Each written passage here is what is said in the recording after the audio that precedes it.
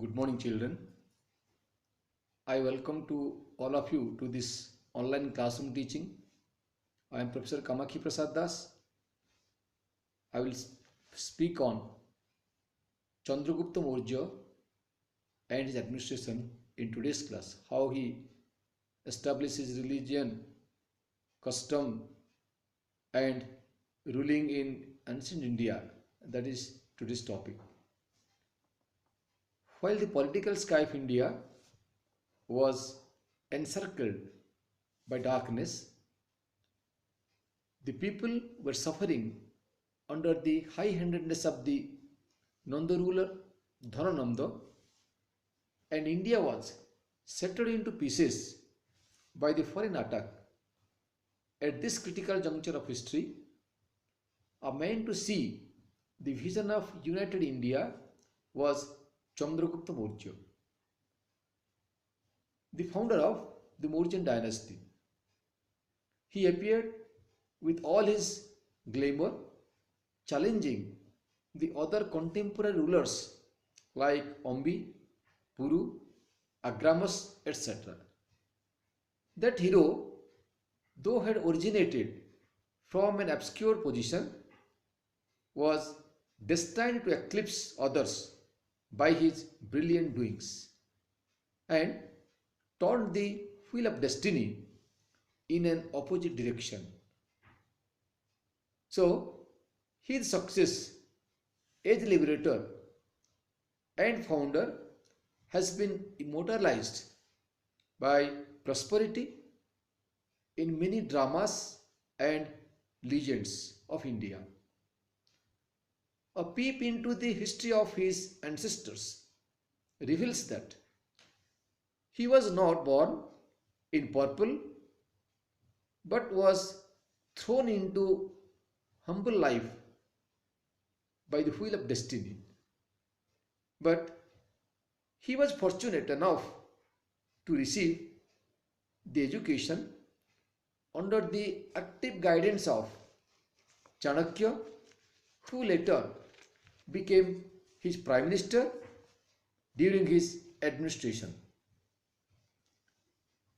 Chanakya, the master of diplomacy and politician,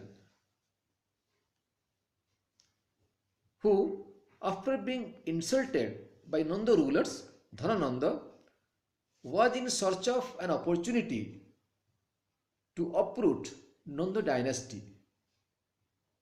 So, the intrepid nature and ambitious vision of Chandragupta Maurya was revealed in his early youth when he visited Alexander in Punjab and advised him to invade Nandas. So, it is said by the historians that he means Chandragupta Maurya, gave earth shelter.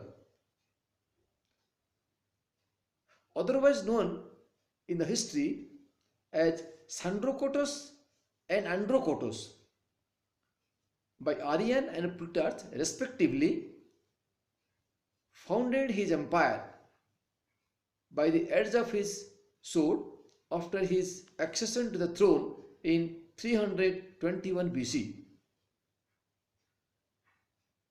Chandragupta Maurya, after organizing a vast army which included soldiers from Punjab, Gandhar, Kamboj, Herat, Persia, Greece, etc., directed his campaign against the Nanda army, which consisted of 6 lakh infantry, 20,000 cavalry, 2,000 chariot, and 3,000 elephants, according to the estimate of Pliny.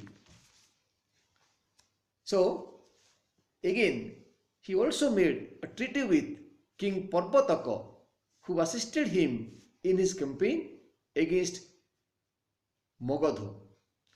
Dr. Thomas recognized Parvataka as the Purus, and in support of his opinion, he says he means Purus, being guided by his patriotism, extended his cooperation to Chandragupta Maurya against Dhanananda, Mutra Rakshasa of Visakhadatta. Jain literature and Buddhist literature also mention about this battle. This battle ended in the defeat of Dhanananda when he made to his end, and Chandragupta established his authority over the northern part of India and declared himself to be the independent sovereign ruler of the land, that is from Ganga to Godavari. In the next class, we will discuss regarding the conquest of Chandragupta Maurya. Thank you.